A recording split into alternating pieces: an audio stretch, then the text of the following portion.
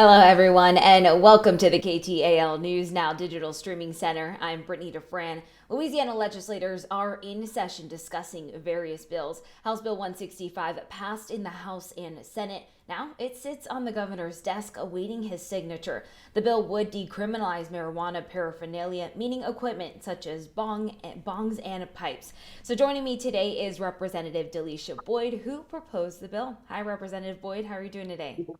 Good morning. How are you? Very good. I am excited to talk a little bit about this topic, right? And just discuss the motive behind it, what inspired you to propose the bill, and really how it will impact communities across the state of Louisiana. So let's just jump right in to going back to the beginning. What inspired you to propose this bill and, create those amendments to the bill as well? Absolutely. Just a little background on it. I was elected in November of 2021. My first session was actually in 2022, and I authored a bill to have expungements for simple possession marijuana that actually got through the process, is now law that you can have your record expunged if you had an arrest previously for marijuana grams under 14 grams.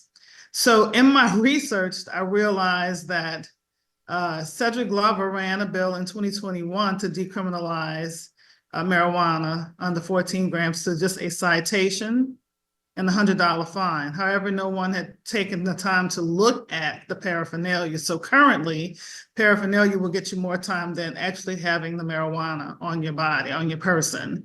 So this bill was to put the paraphernalia in line with what the statute is now for actually carrying 14 grams or under in our state. Absolutely. So going through all that and experiencing all that, were you surprised to get to the point where you then saw the majority support from your colleagues? Were you surprised to kind of see that then?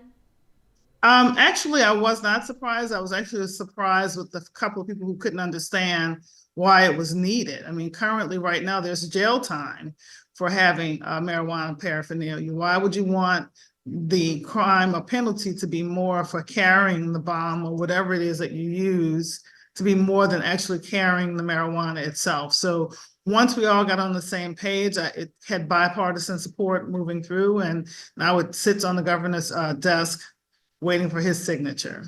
Absolutely. You bring up a really good point too, kind of equaling the playing field of marijuana itself and now the paraphernalia, and those punishments are equalized now, Yes, right? And yes. that's if the governor signs it, of course. But so when we look at that, right, and if it moves forward, could this, or was there a motive behind it, to propose this bill involving, how this could possibly free up the time of law enforcement to tackle more severe crimes? Was that possibly an aspect of that, or Absolutely. okay? Everything that I've done thus far regarding marijuana. I also have a bill that's sitting on the governor's desk that will give him the power to grant pardons and paroles for marijuana, a simple possession marijuana charges without going to the pardon board. I'm looking the way to really give people a second chance without the hangup of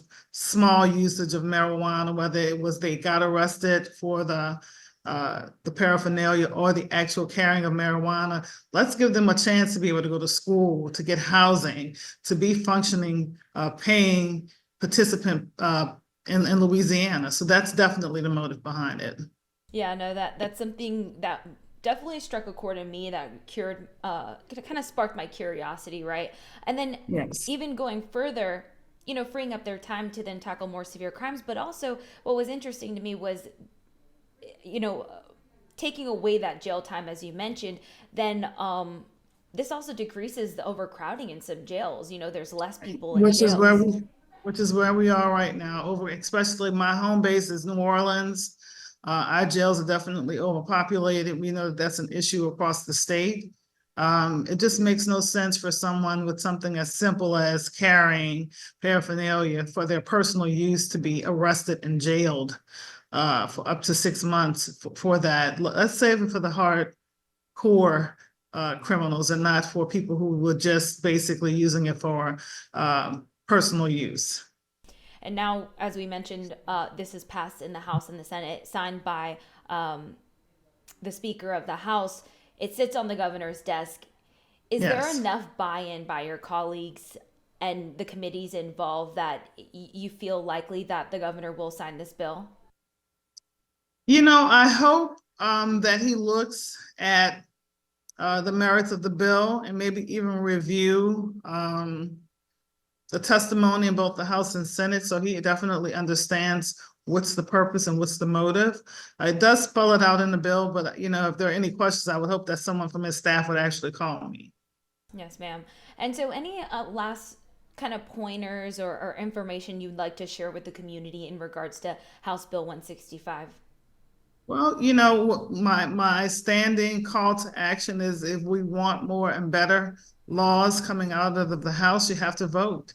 That's across the board, whether it's state level or federal level. We have an important election coming up this November on the federal level. Your voices absolutely do matter. Again, it shocked me that we had some resistance to leveling the playing field with the actual carrying of marijuana with the paraphernalia. But that those people are out there, so and to change that and to get better laws, you have to change the faces of those that are making the decisions. And so that it's important. Know that your voices are important when you use them and use them often. Yes, ma'am. Well, your time is greatly appreciated. I know you guys are very busy right now, so thank you so much. I appreciate it. Absolutely. Thank you, Brittany. Of course. And you guys, for more details, you can find it right here on ktalnews.com.